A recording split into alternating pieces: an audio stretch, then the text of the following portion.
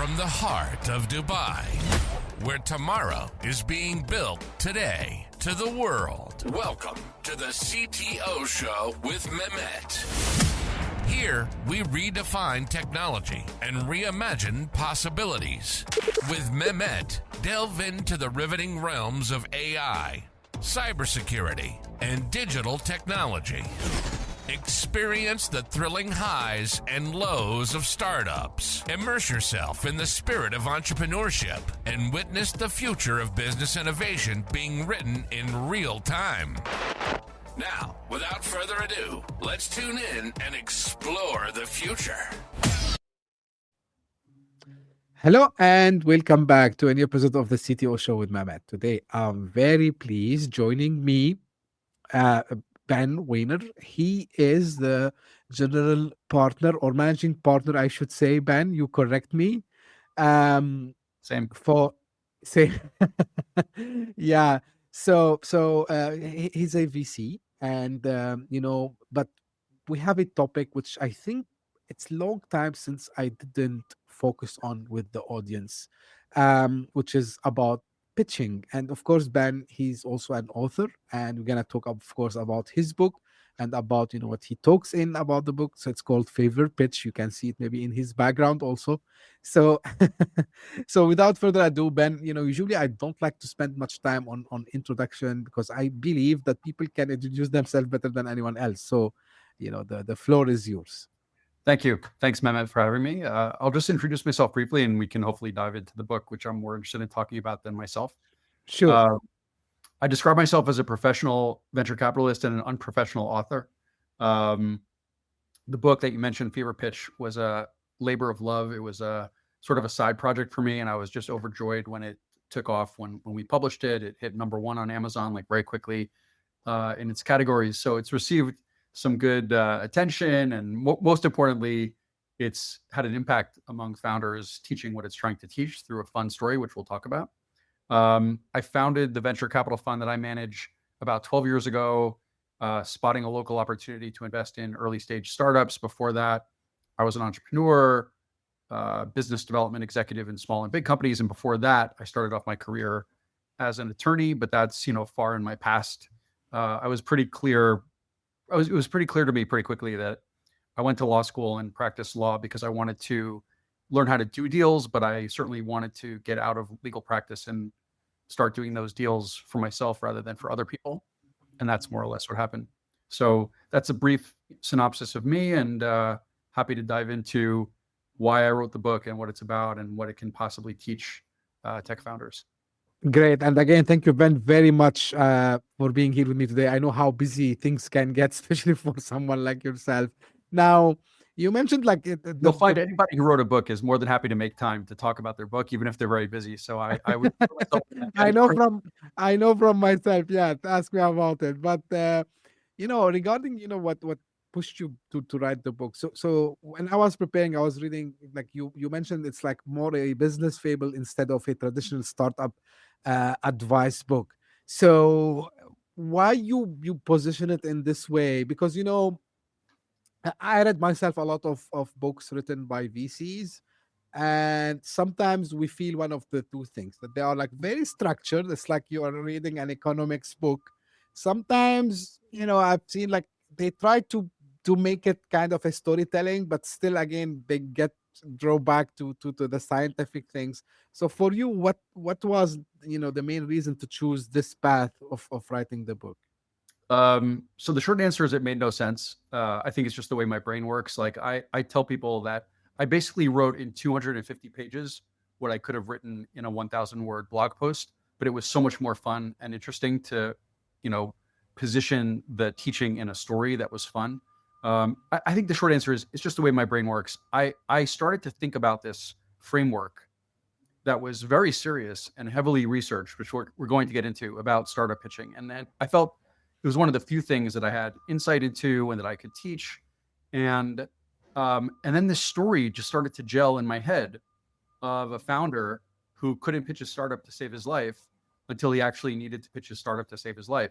And basically I wanted to read the story. And in order to read the story, I needed to write the story.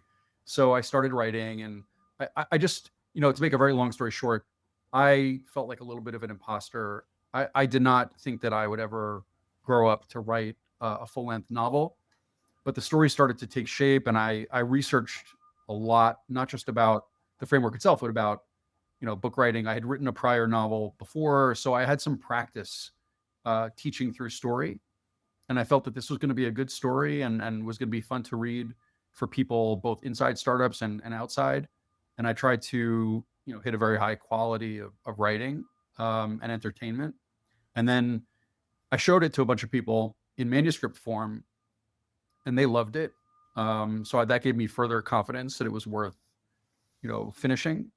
And then I think the cherry on top was getting Guy Kawasaki to write the foreword. Guy Kawasaki is a legend. His writing and his teaching has been very influential to me. I did not know him. I just cold emailed him and said, you don't know. And I reference some of his work in the book, and I felt that I had, very humbly, and I was almost scared to say this to him, but I felt that I had taken it further, that I had added something to his very famous framework, and I would be deeply honored if he read it, and I wouldn't be insulted if he cursed me out and said, well, what I thought I wrote like the perfect thing. Why are you trying to improve it? He's such an open-minded guy, and he's such a warm, giving person. I had a feeling that he might appreciate it.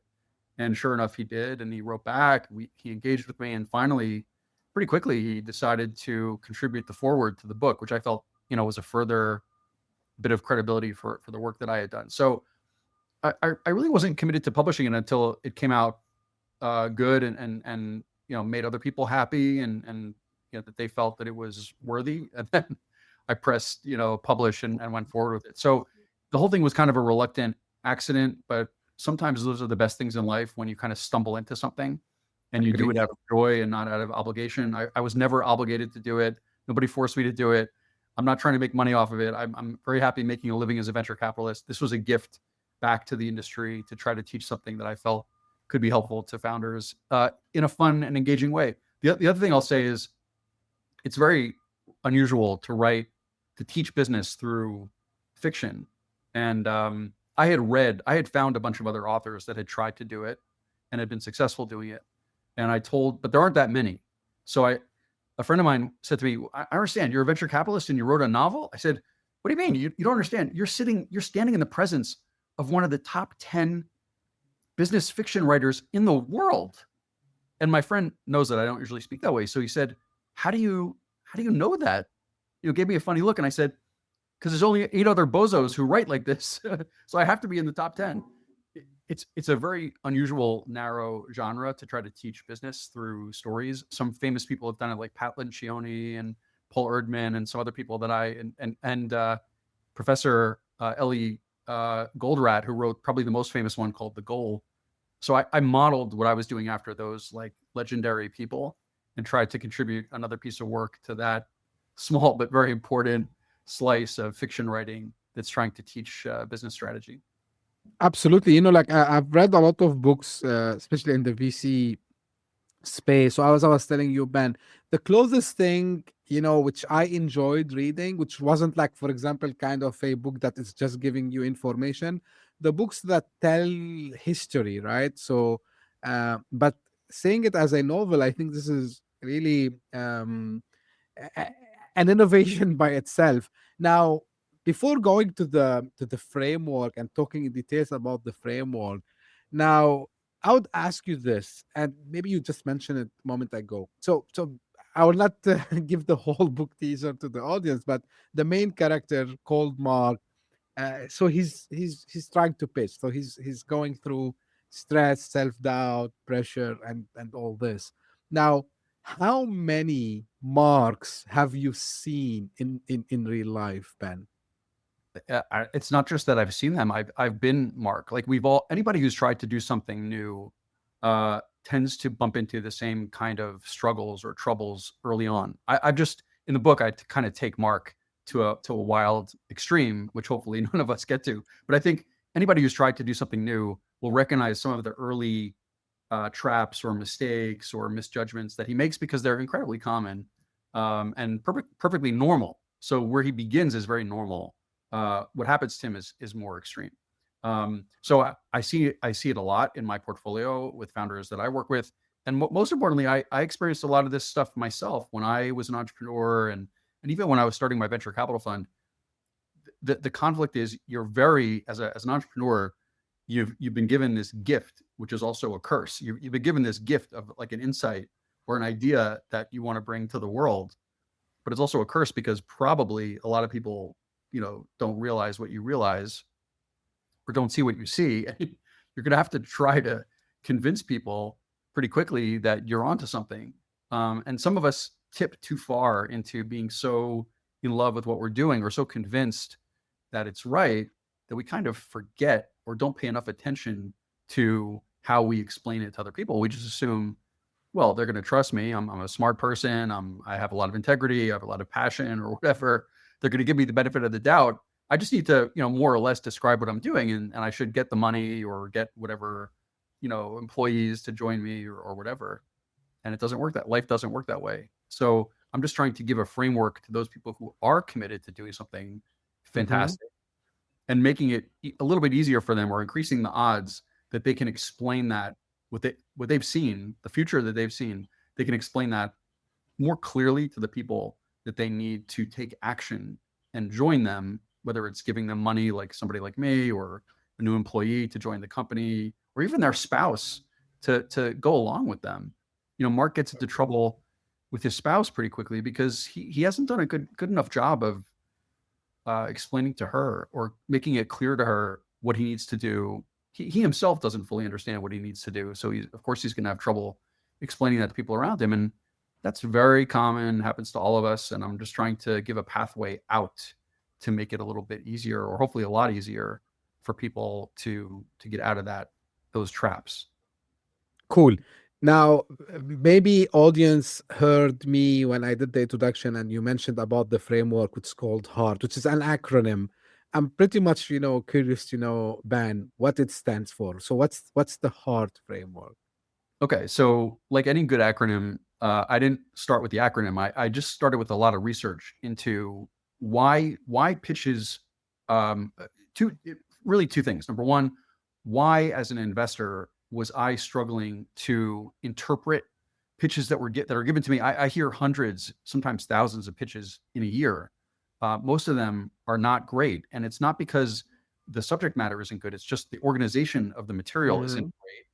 And again, I don't want to be judgmental of founders. We did a survey in 2020, 2021 of other VCs and investors around the world, and just unequivocally, over 82% said that on average, the pitches that they receive are poorly organized. Not poor quality. The ventures, we didn't ask them about the quality of the technology. We asked them, is the information being presented properly?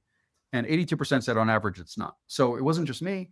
And then that sent me down a couple of years of research. I believe I probably have researched this crazy topic of startup pitches and structure more than probably anybody on the planet. And that led me to a 5-element framework. I wasn't looking for 5. It just became clear to me that there were 5 pressure points in a standard pitch. And then I found that they fit nicely into an acronym that was easy to remember. So the HEART, the heart of the perfect pitch, I thought, fit pretty nicely into a way to teach it in a way that people could remember it. And that was sort of the introduction to how I got to 5 and how I got to heart, or HEART. So if you want, I can explain what each of the letters. Yes, please. And it's very important to do them in order. And again, this is the result of years of research and taking a lot of ideas from a lot of really smart people that have talked about these things in other contexts, but I've kind of translated them into, again, our narrow slice of startup fundraising. So the H stands for hypothesis, or start with why. I think one of your more recent guests also mentioned that book, but Simon Sinek's famous book, TED Talk, one of the most important TED Talks in history. I religiously adhere to his thesis of every great leader, every great company, every great revolution, every great political leader started with not what they were doing or how they were doing it, but why. If you want to get people to change their behavior and follow you, you want to get me to change my behavior and give you money, you want to get employees to join your company, you got to start with why this company is so important. And he mentions the word belief or believe like 33 times in his TED Talk. So What I talk about is the founder needs to open the pitch with not with a vision statement, not with a mission statement, but with a belief statement. Not what I believe about the world, what I believe, not what I believe religiously, what I believe about this market. I believe that something is broken, or alternatively, I believe that there's a huge opportunity that's untapped. It's one or the other. I believe something about this target market, and preferably something that other people don't yet believe. Those are the best ideas, where the founder has seen something in the future that other people don't yet believe, but he or she believes something needs to change in this space. So we start off with H, hypothesis, I believe, a belief statement. And that is, verbally, or that's in the pitch deck. That's the very, very first thing that we start with. And again, that's going to engage the investor to lean in. They may or may not yet believe what you believe, but at least their brain is prompted to start to pay attention, because now they see that something is at stake. They need to make a choice about whether they believe or not believe over the next 5, 10, 20 minutes or longer, whether they will believe what you believe, but they're at least engaged to listen, to pay attention. Number 2, E. And by the way, notice when we introduce the actual thing that we're doing, it's pretty late. We're setting it up to engage the investor. What we're trying to do is mirror the way the investor's brain works and neutralize the red flags or the concerns that they have, like in order, so that the neurons stay green and not red, so that they're engaged, they're leaning in, and we're neutralizing the classic objections as they occur or before they occur. So number 1 is, why do I even care? So we start off with why, H, hypothesis, I believe. Next, E, enormous stakes. There's something at stake, and it's really big, because typically an investor needs to believe that there's going to be a big payout if this does work, in terms of human life or suffering or dollars and cents, usually money. But in order for a startup to be important and to be significant, it needs to have a big outcome. So we need to, in some way, describe quickly what's at stake in terms of quantity. There's a lot of humans affected by this. There's a lot of companies affected by this. We don't need to have like the Forrester, Gartner, market size. Maybe if you do, that helps, but just some indication of the size of this opportunity. Enormous stakes. There's a lot at stake. Next, A. But again, before we discuss what we're offering, we need to give the lay of the land and describe why things are so messed up. So the A stands for alternatives are grossly inadequate. So we believe that something's messed up in this market, or there's an opportunity that's not capitalized upon. There's a lot at stake. E, there's a lot at stake. A, the alternatives, the current state of play is really messed up. The alternatives are terrible. And here's a quick summary. It goes beyond competition. Here's all the ways and methods that humans, computers, companies deal or have addressed this issue, and quickly why they're all terrible, because they're going to have to be really, really bad for the world to need a new solution. If things are good enough, then unfortunately, there might not be enough of an opportunity for a startup. And then 4th out of 5 is the R, and the R stands for radically differentiated solution. So it's not just that we have a better mousetrap, that probably won't be good enough. We have a revolutionary, radically differentiated, game-changing, paradigm-shifting, just 10x order of magnitude different approach to the alternatives that we just mentioned. And magically, our approach does or will do everything so much better that it's just a step change, an order of magnitude improvement over the current state of play. That's the perfectly tied setup. And then finally, the only thing remaining in the 5 is T, which is the traits and skills of the people that are on it. So do we have the credibility and the ability? Do we have the capabilities? Do we have the requisite personas on our founding team? Or maybe it's just me. Maybe I'm the founder, but I have all 3 personas of the person who's going to design it, the person who's going to build it, and the person who's going to lead it and sell it. I've invested in companies that were led by one person, like a single founder, but she had all 3 personas, like in the whole package. Usually it's 2 or 3 people, because the founders themselves have divided those roles between them, where somebody's going to be in charge of product, somebody's going to be the person who's the front face of the company, and somebody's going to be in charge of, building actually the technology. But sometimes 2 people are just one person, as long as the personas are there and they have the credibility, the background, or some claim that they're the right people for those roles, that's the perfect pitch. Those are the 5 elements of the perfect pitch. And that is the whole pitch. If in an elevator, those are the things that I need to hear or that an investor needs to hear. And the rest is sort of gravy. The business model and the go-to-market strategy, those things come later. Those are the 5 pressure points that I think are most critical to engage an investor, to activate their brain or to neutralize the red flags in their brain and to get them to lean in and then take an interest in the venture. Ben, what you mentioned is, when I speak with a lot of investors, maybe, there are a lot of common things that they will do to evaluate a startup, which is, the biggest differentiation for me while listening to you is the first one, right? The why. And personally, sometimes people comes to me, and they ask me, hey, like, we have this idea, we want to pitch, and they put everything right, so they put the market size, right, how enormous is it, they put their differentiation, they put the team, but the why, in my humble opinion, a lot of people, they drop this. Now the question is, do you think, and this is what I'm not sure, like, I'm asking you, and like kind of a discussion with you, Ben, Yeah. do you think, because a lot of people, they start what they start because it's a reaction rather than it's something really and deeply they want to achieve. And what comes to mind is an interview with Steve Jobs, when he mentioned that people comes to him and say, hey, we want to start a company, and he asked them why, and they tell him, yeah, because we want to become rich.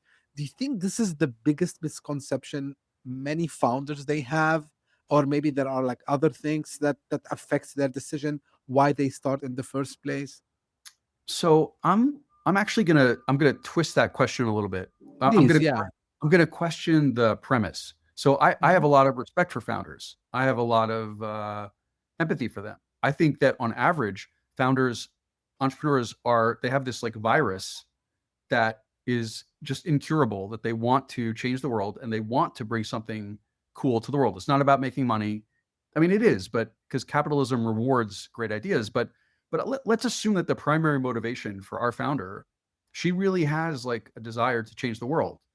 So the question is a little bit different. Why doesn't she start with that? Why does she just start off the pitch almost always with the problem and then immediately, what her solution is, and why do they skip over the belief?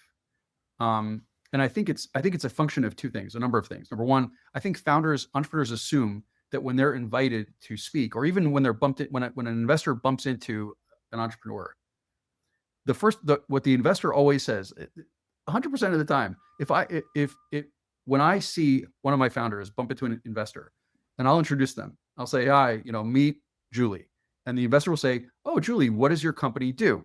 What does it do? The investor never asks, what do you believe in? The investor always asks, what do you do? And I always tell people, don't answer that question. That's not really the question. The question that they're really asking, which they're not saying out loud, is, why should I care about this thing? And then tell me what you do. So I'm advocating like ninja, like jujitsu, like pivot, use the question against the investor, and answer it differently. When an investor asks you what you do, don't answer what you do. That's number 4 out of 5. First, say quickly, nice to meet you. I believe that the market for whatever waste disposal is totally messed up. The market for AI driven, AI designed dog food is a whole thing that nobody believes in. Okay, that's interesting. And by the way, there's tons of dogs and lots of dog food. Okay, and the alternatives are terrible. It's just old fashioned. It's been made the same way for 100 years. And then I have a radically differentiated, game changing, different way of doing it.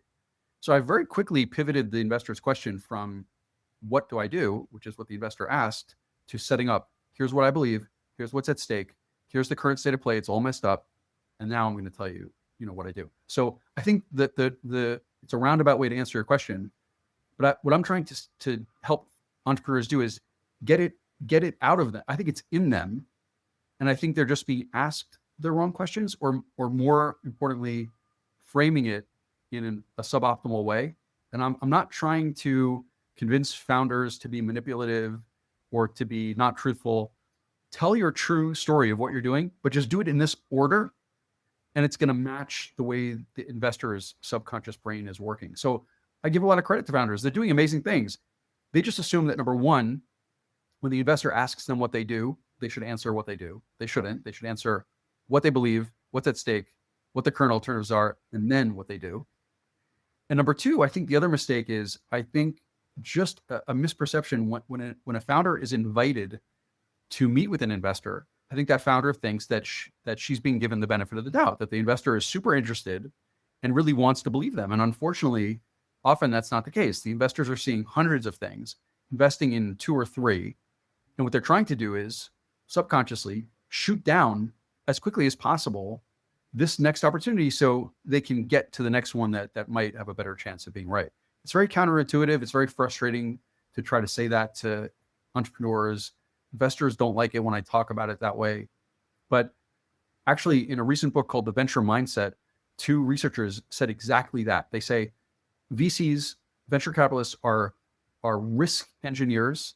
They're risk avoidance engineers. They're trying to find the things that don't have risk, and they're using what they call a red flag process, which is what I'm describing. That when the investor meets an entrepreneur, they're actually trying to find the red flags as quickly as possible so they can shut that one down and move on to one that might be more interesting.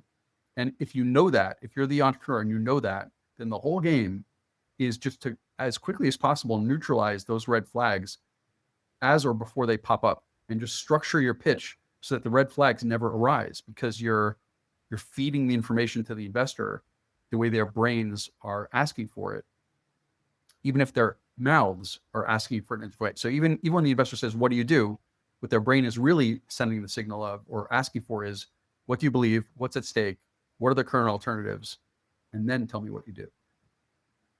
That makes a lot of sense, Ben. Now, okay, I'm not here to criticize anyone. Oh, yeah. Yeah, but no, but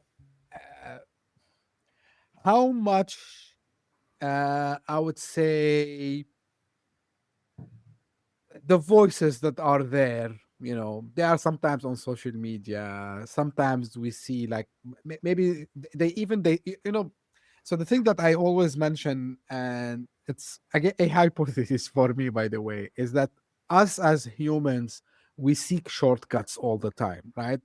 And when we seek shortcuts, so what I've seen people doing, let's say they are having a startup in the travel tech, right? So what they do, they go find, okay, who's the biggest travel tech company in the past 10, 15 years? Let's say Airbnb, right? Let's see how Airbnb they pitched, and let's use the same structure of that pitch, right? And then they go to the investors. And also I've seen this happening in some parts of the world, where they take, for example, like this is the Sequoia pitch, this is the Y Combinator pitch, go and use it. And they don't teach these people, these founders, who are eagerly, really, sometimes, as you said, doing something good and extraordinary. So they get into this trap. Now, my question to you, Ben, why this happens, and of course, the direct answer is, of course, they should go and read the book. But I mean, I'm interested to know, like, why a lot of founders, I'll not say all the founders, especially new ones, like first-time founders, they fall into this trap, in your opinion. Well, part of the problem that you just described is that we, the investors, are actually, many of us are misleading them. So if you do a Google search, or today if you use ChatGPT and write it, type in, give me like the standard template for my pitch deck, I believe you're going to get a suboptimal template for your pitch deck, because there's just so much information on the web. If you do research it, most of the stuff you're going to find is going to be the same standard, 10, 12, 15 questions that VCs claim that they're asking for. And what I'm saying, which is very provocative, is that even the VCs themselves are giving the wrong guidance to the entrepreneurs. And that sounds crazy. What I'm saying is, if you're an entrepreneur and you look up on a VC's website and they tell you, here's what I want to see in the pitch deck, what I'm claiming, Ben Wiener is claiming, that's not actually what they want to see. Now, that sounds completely insane. And before you shut off your computer, here's how I know it to be true. Because we asked them. We surveyed, like I said, we did the survey in 2020 that was very sneaky. And I did it on purpose with a bunch of other people. And we polled a significant sample of investors around the world. It was anonymized. We told them, we're not, you don't have to put your name on it. We're going to ask you 10 or 15 questions just about pitches and pitch decks. One of the fascinating things that happened was we purposely snuck in a bunch of tricky questions where we asked basically the same thing, but in different ways, like you would do on a psychology test or one of these psychometric tests. We built a survey like that, and all of the investors fell into the trap. So we asked them, for example, what is the typical outline of a pitch deck that you want to see? And they all answered almost exactly the same way. And then a couple questions later, we said, okay, you're in the backseat of an Uber, and a founder jumps into the car and she starts talking to you and she starts telling you what. We set it up as like a vignette. And we said, she starts off with, the problem. What is the next question that you have in your brain? And it was a different answer than what they had answered when we asked them what the slides on the pitch deck should be. So they themselves were saying that when in a situation, their first mental question would be different than what they said 2 questions earlier they expected to see in the pitch deck. So we had a bunch of signals like that even investors themselves don't always fully know how to articulate how their own brains work. And the reason why I claim, which is almost arrogant and crazy, the reason why I claim that I have a better insight into investors' brain than they themselves have is because I didn't make it up. I took these structures from anthropology, sociology, screenwriting, book writing, movie writing. Like, as I began to research why things were so messed up in pitch decks, I found that many other researchers and authors had found what structures work in the human brain for entertainment, for sales, for other things. But for whatever reason, nobody had mapped that structure to the narrow slice of startup founders trying to pitch money, get money from investors. So I simply just took and modified existing mental structures that were proven and researched and validated in Hollywood and entertainment and literature and sales. And I just put the words that applied to startup land onto that structure, and that became the HERT framework. So again, it's a long way of answering your question. Sure, no worries. Investors themselves don't often know what they're looking for. And I believe that it took years of research for me to discover that what they're looking for is the same thing we're looking for when we watch a movie, when we watch a TV show, when we read a book. Our brains are asking for the information in a certain way, and the authors and the writers know, and the producers know how to give us that information in a certain way. I'm just saying, okay, here's the way to do it in our world, and it's going to make the investors happier. And the bottom line is the results prove it. So we've used this framework. I've used it in my fund. We've used it outside in the portfolio. I've had other people tell me that they used it, and it's like magic. They feel like, I don't want to sound like one of these self-help gurus, and I don't promise guaranteed results. I just promise that if you use this framework, your same pitch is going to be upgraded from economy to business class. You're going to feel better pitching it, and it has a better chance of landing with the investor who's listening to it. They're just going to feel more engaged, and they're going to feel more joyful, like listening to you, because it's mapping to the way our lizard human brains process new information.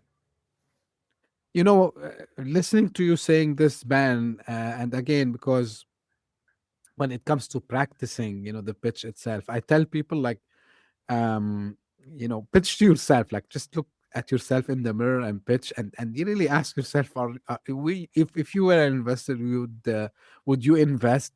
And applying the framework while thinking about it from a founder perspective, I think one of the things that they might figure out some of the shortcomings that they might have within the way they are presenting, they're pitching what they're doing, applying this. And like there's another thing, and I'm doing the research, I know, like you say, smart sounding pitch decks often fail, right? So what are like the biggest sign that a deck that might be intellectually impressive, but you say, "Mm-mm, this is not investable"? Like for you, what would be that? So a couple pitfalls. I mean, a couple pitfalls would be classic mistakes or classic traps would Right. be jumping too quickly into the technology itself. And this is what happens to Mark early on in the book. Like he believes that, and they truly have invented something that's, radically new. And he just assumes that people are going to appreciate how amazing and complex the new technology that they invented is. And he doesn't explain clearly enough why that's important for the world, or, he just wants to get the credit. Like you get a good score on a test. He's done very well academically, so he just expects, he's going to get a good mark on the test and investors will hand him a check. It doesn't work that way. So mistake number one is jumping right away into what the company does. At XYZ company, we've invented this whiz bang, new gadget. It's incredibly powerful. It does this and this and this. But that's a metaphor. For the metaphor I use is, in those cases, the founder has shot out on the train out of the station, and the investors are still back at the station with all these lingering questions like, I don't understand. I thought I saw 3 other companies that do this last week, or surely, even if I haven't seen anything, surely there's a bunch of other smart people on this planet. And what else are they doing to deal with this? So I think a lot of one trap is skipping the alternatives and going straight to the solution. I think that's one of the more provocative things that I'm recommending. So, for example, in my pitch deck, and I've published some free information on this too. One of the things people notice is that in my suggested 10-slide pitch deck, there's no competition slide. That's crazy. That, like, it's very provocative. But when you look at it, you realize, no, that's in slide number 2. Because in slide number 2, all the way at the beginning of the pitch deck, we set out slide number 1 is the problem. Slide number 2 is a new slide number 2, which is current alternatives are grossly inadequate. And that's the A of the HEART. That comes before the R of the radically differentiated solution. We first need an intermediate setup of not just competition, but beyond, including competition, but also indirect competition, all the different ways that people have tried or are trying to solve this problem. It moves the competition discussion all the way up to the beginning, which is very radical. It's very provocative. A lot of investors would think that was crazy, but we polled them, and that's exactly how their brains are working. That's exactly what they want to know.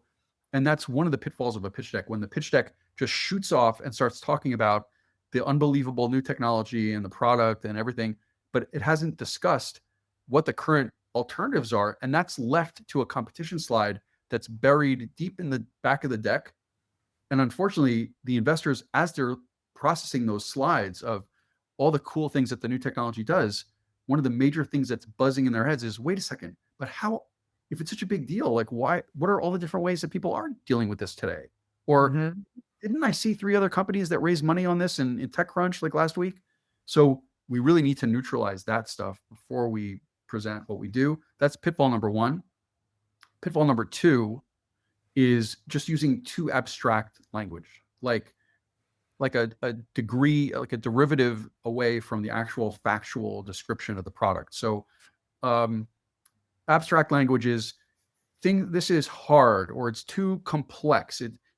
AI coding is too complex. We simplify it. That is not a meaningful claim because it's too abstract.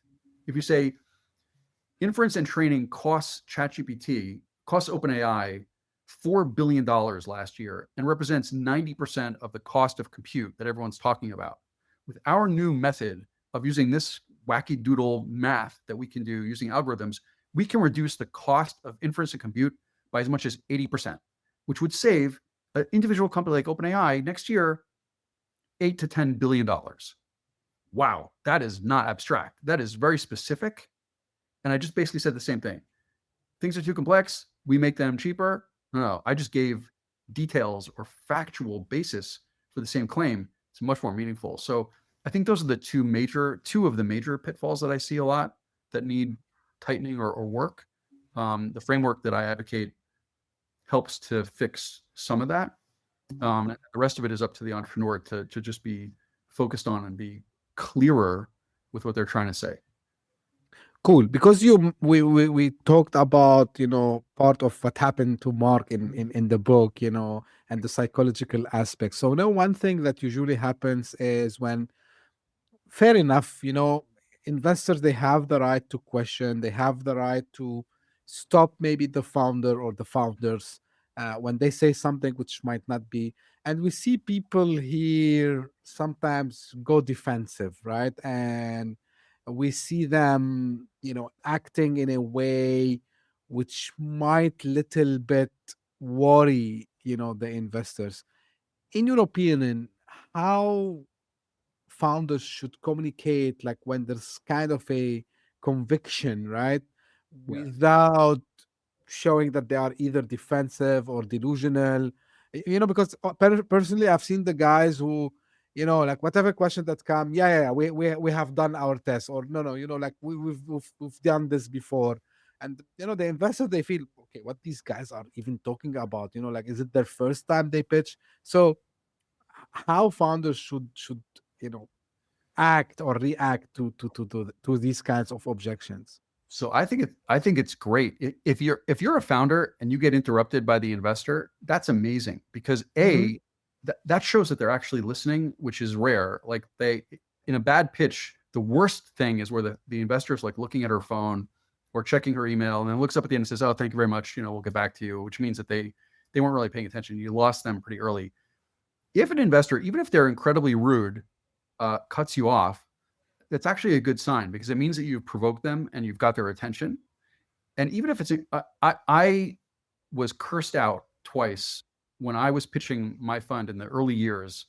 I was actually cursed out during a pitch twice, and which is very shocking.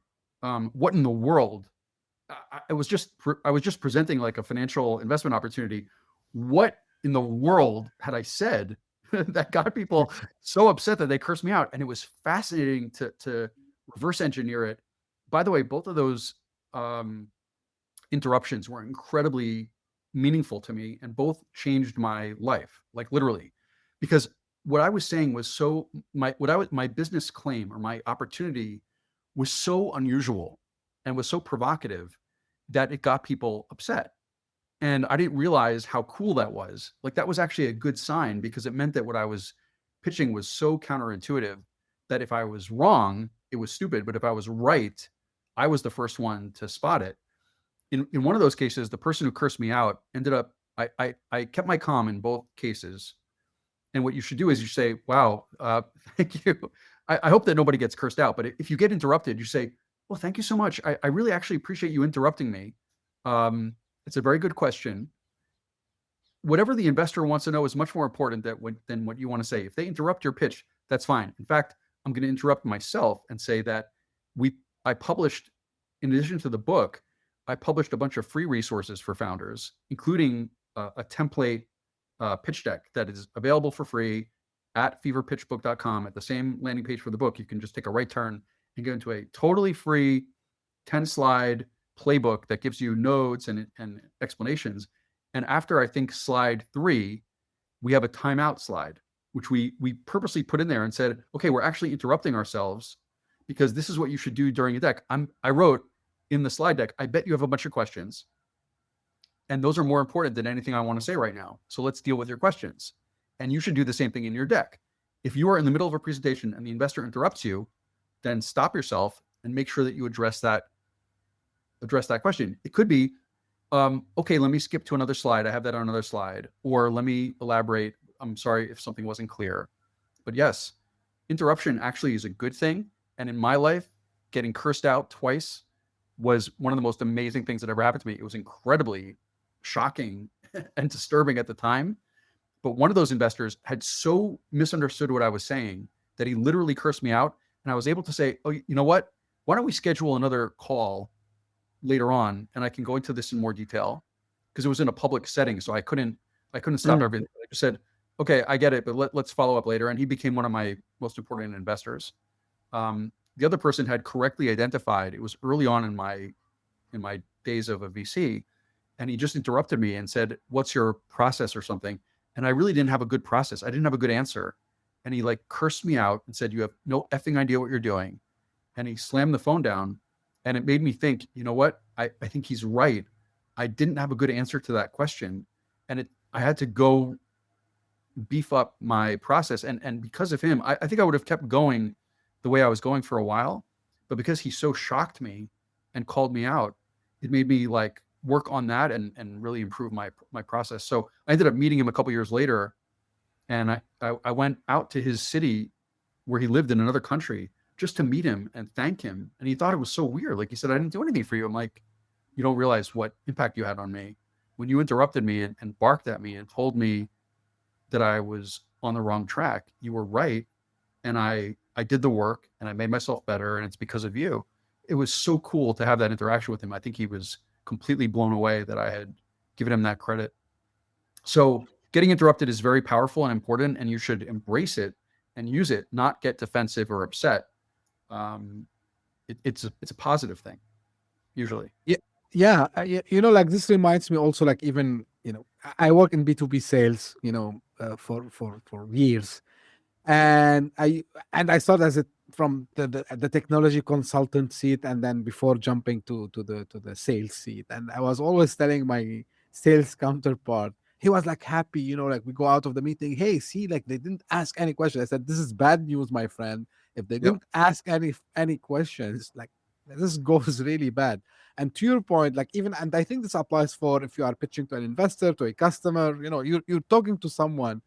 And I tell people, like, when they ask me a lot of questions and they have a lot of objection, I tell them, I think we are onto something, because now, they in a way they feel, the urgency to ask you the question, because you're up to something, and they are defending the status quo somehow, right? So, which resonates, even as you mentioned, if you are an investor. Now, one of the things that can happen also, Ben, especially with startups, I mean, founders, kind in the early stage, where still they don't have a lot of numbers to share. They, maybe they have an MVP, like, let's call them, they are still in the pre-seed phase, right? So one of the things, and we tell people in life usually, like, you need to build trust, between you and the person you're trying to pitch to, whoever this person is. Now, what have you seen working, and again, if there's something from the hard framework that can applies here, um, what founders, what they can use, what they can do to build this kind of trust. Of course, they cannot build it in a minute. We understand this, but anything you can hint them to build this trust. Sure. So the heart framework is ideal for the founder who's just starting. In fact, Mark in the book is a classic. He has no money, he has no product, he has no revenue. And so I'm writing that story to sort of depict like the most extreme vulnerable Mhm. case. He's got nothing. He's just got a partner and an idea. And there are investors for every stage of a company, even if the company doesn't exist. I'm an investor. I'm a VC who invests at inception stage, day zero, or what I call, two people, a dog, and an idea in a garage. So I am every day looking for those opportunities in my local community that are completely unformed, just, two or three people with an idea. There aren't a lot of people like me, but there are people like me. They're either angel investors or professional VCs who like to invest at the inception stage, or FFF, friends, family, and fools. There are investors who will invest in a startup at any stage, including day zero. So the next step is for the founder is to make sure that you're not wasting your time and talking to investors who have explicitly said that they don't invest at that stage. So if you are a day zero founder, you don't want to go or waste your time going to a VC who on their website says, we invest at Series A or Series B, or we invest, when there's traction or a product or, meaningful revenue. Just avoid them, because they've already stated that they're not appropriate for your stage. So do a little bit of research. It's like dating. You don't want to just send a blank email to every member of the opposite sex in the world saying, hi, would you, like to marry me? That would be ridiculous. But founders are doing that all the time, sending like bulk emails to, dear investor, dear sir or madam. Really, like, look at my website. I'm a sir. I'm not a madam. Do the work, because you want this to develop into a relationship that's probably going to last longer than most marriages today, unfortunately. So do the research, find the investors that seem to be the right ones for your stage. And then there are people for every stage of opportunity, including the earliest stages. Just find the right ones who are have made some indication that they're appropriate for your stage. Ben, one question also that I get asked sometimes, like, what is too short to be short, and what is too long to be long? Especially let's say first meeting, right? So probably someone reached out to you on LinkedIn, and they figure out like, okay, Ben, this is his thesis, this is what he invests in. I gotta reach out to him, and then they send you their blur. You agree to take a meeting with them. So that meeting, like, as founder, like, how should I be prepared from time perspective? So I make sure that also I respect the time of the investor also as well. Right. So that's a great question. I think the HEART framework is the most concise, consolidated form of your pitch. And that is the raw, like distilled, boiled down essence of the pitch. And that can be as short as like 5 or 6 sentences. So, if it's a cold, try to avoid cold contacts, because a warm contact is worth 100 times a cold contact. But if you have to, or if you have to introduce yourself after a warm intro, keep it very, very succinct and say, hi, nice to meet you. At my XYZ company, we believe that blank is, messed up or whatever, ripe for disruption, or inefficient or whatever. There's a lot at stake because blank. The current alternatives are, blank, comma, blank, comma, blank. They fall short because blank. We have a radically game-changing, paradigm-shifting solution that does XYZ. And me and my team, have the requisite capabilities because we blank, blank, blank. And that could be one paragraph. And in fact, at the end of the playbook that I referenced on the web, we have a generator, not an AI generator, but like a form that is trained by characters. So meaning I have some friends who made this into an AI, but I don't recommend that. This has to come from you, the founder. So take the time and write the words, and we force you to answer the questions with very few words. So you have to really get it down to like the real core powerful language, like the most, and that will spit out, in my opinion, your HEART elevator pitch. So that's the shortest form, is that. Now, what happens is you can then expand that out like an accordion if you get more time. So that is your HEART pitch, is what you whip out if you bump into me on the street or in an elevator. If you're at a demo day, you have a 3-minute or a 5-minute pitch, you just expand out the HEART, spend a little more time explaining each thing, maybe add in, some other sprinkles like the business model or the go-to-market, whatever else you have room to discuss. And if you're invited to an actual in-person meeting where you have an hour, then the max is 20 minutes. That's the Guy Kawasaki famous 10, 20, 30 rule, 10 slides, no more than 20 minutes. No smaller than 30-point font on the slides, because even if you have a 1-hour meeting, the mistake is to use the whole 1 hour talking at the investor. You want to talk for no more than 20 minutes initially and leave the rest of the time for question and answer with the investor, because, and this is the other secret, which is already pretty open, most investors are not going to make a decision in that first conversation. What you're trying to do is get them into a conversation and then get a second date, get a second meeting, and then you're going to go into much further detail. So there's this pressure. I think, unfortunately, founders feel a lot of pressure to cram everything into that first meeting because it's their only chance. The answer is no, it's not your only chance. If you do a good job, you give them the basics, like the teaser of your movie trailer in the first couple minutes, and then that invites them to sit down and watch your whole movie, to really get into it with you later in that meeting or in a second meeting. So trying to reduce the pressure to cram everything in, because like you said, less is more. You want to give them that initial, really essential core pressure point HEART pitch. And that should, if it works, engage them into more detailed conversation. Just quick one on what you mentioned about feeling pressured on time, Ben. Um, my notice, I would like to hear your opinion, is that, like, founders, I'm not saying they leave themselves last minute, but they set the expectation on time very wrongly. And then what happens, let's say, it depends of course on the which stage they are in.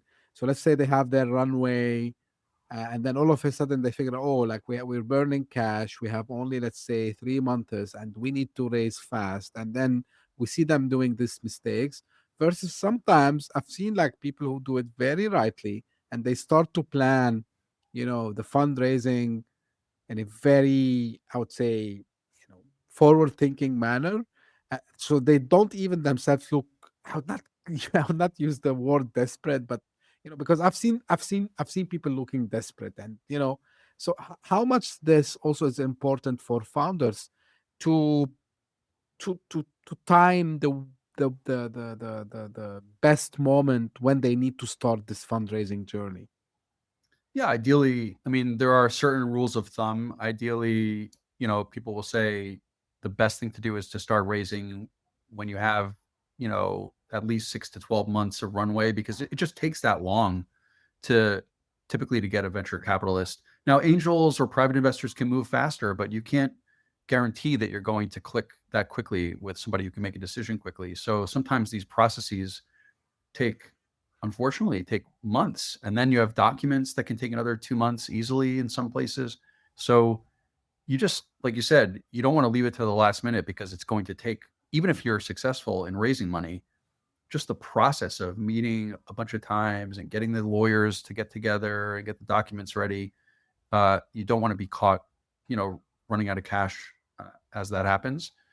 Sometimes you don't have the luxury of doing it. Sometimes it just takes too long and you're desperate. And there is a lot of desperation in the book that I talk about, and there's desperation in real life, and you just have to try to survive as best as possible and die another day. So from an optimal point of view, yeah, it's great to raise money when you have another 12 months of runway. Not all of us get to do that. And so you have to be incredibly resilient and incredibly tough to be able to try to get the cash as soon as you can before you run out. Right. Ben, like one thing which because I don't want to skip this question. AI, right? And AI is on top of mind of everyone. VCs, founders, operators, everyone is talking about the AI. Now, of course, you gave us Yeah. the example of like how I should position it in a way that's not like just I say, hey, I have AI using jargons. You mentioned this in the framework, but really from investors' perspective, because and you mentioned the book, the venture mindset, which I read, and like it's a great book also. And the way that also as VCs and investors in general who follow startups, so their biggest thing that they say, okay, we don't want to miss the opportunity. And there's a lot of examples in that book and in other books on how investors, they missed like great opportunities, like Yeah. PayPal, eBay, you just name it. So now with everything happening from investor point of view, what really separates, I would say, hype from clarity, and really something which we think it's investable? And this is a question for fellow VCs, I would say, or fellow investors in general. Yeah. So I don't claim to be a guru or to have like a really comprehensive bird's eye view. I have my own personal opinion, Hmm. um, just my own. Okay. And I'm really speaking more to the founders out there who might be working on AI things, because obviously it's the most important trend right now that we've Of seen course. in a long time, maybe in our lifetimes. So the founder needs to be aware that there's two completely divergent schools of thought among VCs. One school of thought is the FOMO driven, VC, like you described, like, oh my God, we do not want to miss this. We're just, if you, are you doing AI? That's amazing. Come into our office. And there is some of that. There's another school of thought that says, yes, we recognize that AI is the next biggest trend, but everybody's working on it. So I'm actually going to be more skeptical if you come and try to pitch me on, AI driven customer success or AI driven healthcare, personalized healthcare. And your pitch starts off by saying, everybody knows that AI is the next biggest thing. So clearly you should be interested in our AI driven XYZ for ABC, just be aware that investors may completely agree with the first part of your statement, but be very skeptical about the second half. Like, yes, because we agree with you that AI is the next biggest thing, we're also incredibly skeptical that you guys are going to be the ones to win in AI-driven customer success when there's 100 companies out there that are already doing it and probably another 1,000 that are working on it in their bedrooms and their garages that we haven't even seen yet. So the sophisticated investor is going to say, we both agree that AI is the trend, and that's actually why I'm more skeptical about you, because it's so overheated and so hot that you need to explain to me why you have something that's 10 times better than the rest when everybody right now is focused on this. So Right. there's two different schools of thoughts, and I think some founders assume that any investor that knows that AI is a big thing is going to be interested in their AI-driven startup, when in fact, in many cases, it's the opposite. Because we know AI is the next big thing, we know everybody's working on almost every white space that can be imagined. So why are you and your two friends going to be the ones to win in this AI, space with what you're doing, when we know that there's like a lot of people probably right now working on that, that very same thing. So I think that's just something that founders and anybody working on AI needs to be aware of, that yes, it's two sides of a coin. It's the coolest, most amazing, wildest thing that we've seen ever. And because of that, so many people are working on things in that space that it may actually be harder than ever to be successful in that space. So it's like almost a contradiction. It's a catch-22, if you will, that you just need to be aware of and then be able to address it. Right. If I want to walk away with anything from the discussion today with you, Ben, and this is really something that, and sincerely, I'm not saying this just as a compliment, uh, is, the hard framework you just described as a way for pitching. I see it as a compass for me as a founder, right? Am I doing the right thing? And why I'm doing it? You started with this, with starting with why, and all the rest. The E, the A, the R, the T. So this is kind for me. And by the way, I tell people, they come ask me about business plans and templates, and I tell them, guys, like, this is your GPS. So today you are here in point A, you're trying to reach point B, and consider this as your GPS. So I can consider the hard framework as a GPS for me, and of course I use it to my pitching. And the other thing that I took away for investors, reverse engineering the hard framework for me to see, like, if this really a startup that is worth that I give them the time to listen to them, to support them, build the relationship with them. So this for me was a walk away, I would say. As we are coming close to the end, final thoughts, Ben, of course, and traditional question where people can get in touch.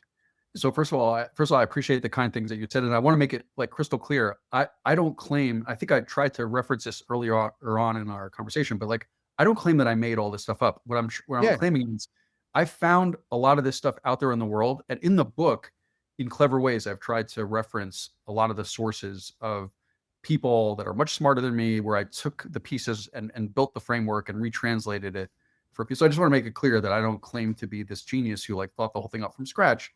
I just claim to be the guy who's translating it and bringing it into our world of startup land and making it accessible to founders in a language and a framework that they can use. So I appreciate your kindness and your giving me credit, but a lot of the credit goes to other people. I'm just retranslating and representing their work, especially Guy Kawasaki, who like wrote the foreword. Like, I'm deeply indebted to him, and he appears in the book, and I'm trying to build on his framework. So that's number one. If people are interested in finding out more, like I said, love for them to enjoy the book. But if you don't want to read a 250-page novel, you can go to feverpitchbook.com, and further down on the page, there's a way to get into the playbook, which is free, the pitch generator, which is free. And those are just free resources to be helpful to founders. I think this industry has been very great to me, and I'm very grateful and want to give back to founders and just empower them to have better chances of success when they're, interacting with bozos like me who need to give them the money. So that stuff is free. The book is a lot of fun. It's gotten amazing ratings on Amazon. It hit #1, as I mentioned. So people really do enjoy it, but I don't, I'm not forcing people to consume the book to get the framework. It's just a more fun way to, and there's a lot of other stuff in the book that's entertaining, but also there's a lot of other Easter eggs and treasure maps and other resources and ideas for founders and the people that work with founders. The book is written to be fun for entrepreneurs, but also those who love and care for them, because you'll start to understand a little better if you're living with a founder or working with a founder. I think the book should give a little more insight into how their brains work and what the mistakes they make are and why, and how to help them out of it if they get stuck. Absolutely. Again, I would like to thank you a lot, Ben, for sharing your insights. Of course, the links will be available in the show notes. So if anyone is listening on, Apple Podcast, Spotify, or any other podcasting platform, you find them there. If you're watching us on YouTube, you find them in description. And finally, again, big thank you for you, Ben. And this is how I end my episodes. This is for the audience. If you just discovered us, thank you for passing by. I hope you enjoyed it. If you did so, give me a favor, subscribe, share it with your friends and colleagues. As you are seeing, the main goal of this podcast is education, is bringing people like Ben who have, done a lot of great things for the industry, for startups, entrepreneurs, and operators, sharing their expertise. And I'm trying to extract this and share it also myself as part of a give back, same like you, Ben. And if you are one of the people who keeps coming again and again, thank you for the support. Thank you for the, I'm very grateful. Like this year, 2025 was a special year because I've seen the podcast always trending in one country around the world in the top 200 podcast, Apple podcast charts, in the entrepreneurship category, and sometime in the business. And in some countries, even we were like top 200 overall categories. Cannot happen without all the support, all, the feedback I receive from you. And I try always to enhance, to make a better version of myself also as well. So thank you for being part of this journey. And as I say always, stay tuned for a new episode very soon. Thank you. Bye-bye. Hit that subscribe button, share the show with your tech-savvy friends and fellow entrepreneurs, and leave us a review on your favorite podcast app. Your support means the world to us.